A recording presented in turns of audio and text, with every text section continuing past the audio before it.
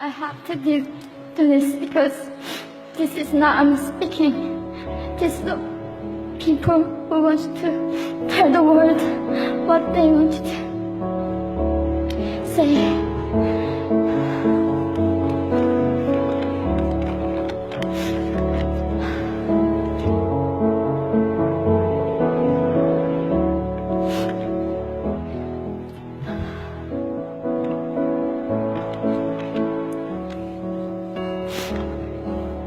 North Korea is an unimaginable country.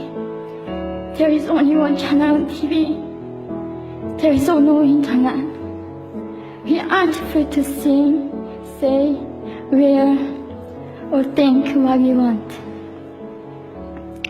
North Korea is the only country in the world that executes people for making unauthorized international phone calls. North Koreans are being terrorized today. When I was growing up in North Korea, I never saw anything about love stories between men and women. No books, no songs, no press, no movies about love stories. There is no Romeo and Juliet. Every story was propaganda to brainwash us about the Kim dictators. I was born in 1993. And I was abducted at birth, even before I knew the words freedom or human rights. North Koreans are desperately seeking and dying for freedom at this moment. When I was 9 years old, I saw my friend's mother publicly executed. Her crime, watching a Hollywood movie. Expressing doubt about the greatness of the regime can get 3 generations of a family imprisoned or executed. When I was 4 years old, I was warned by my mother not to even whisper. The birds and mice couldn't hear me. I admit it. I thought the North Korean dictator could read my mind. My father died in China after he escaped North Korea. And I had to bury him at 3 a.m. in secret. I was 14 years old. I couldn't even cry. I was afraid to be sent back to North Korea. The day I escaped North Korea, I saw my mother raped. The rapist was a Chinese broker. He targeted me. I was 13 years old. There is a saying in North Korea, women are weak, but mothers are strong. My mother allowed herself to be raped in order to protect me.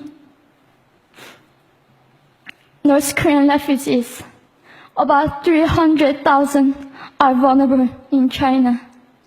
70% of North Korean and teenage girls are being victimized, sometimes sold for as little as $200.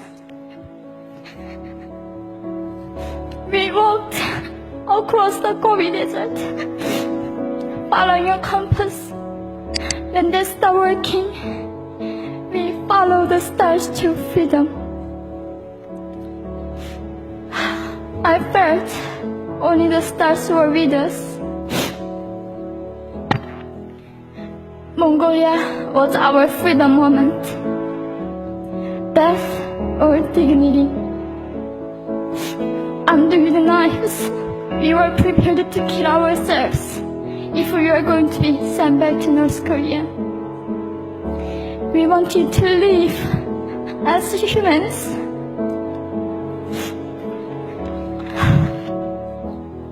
People often ask me, how can we help North Koreans? There are many ways, but I would like to mention 3 for now. 1. Educate yourself so you can raise awareness about human crisis in North Korea. 2.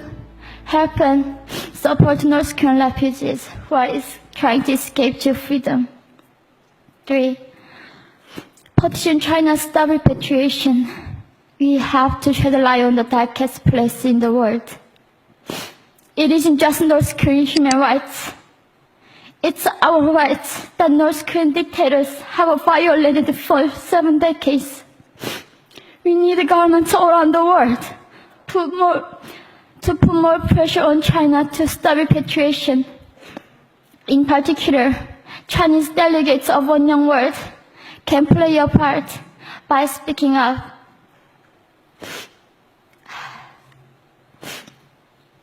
North Korea is indescribable. No humans deserve to be oppressed just because of their birthplace. We need to focus less on the regime and more on the people who are being forgotten. One Young World, we are the ones who will make them visible. Fellow delegates, please join me as we make this a global movement to free North Koreans.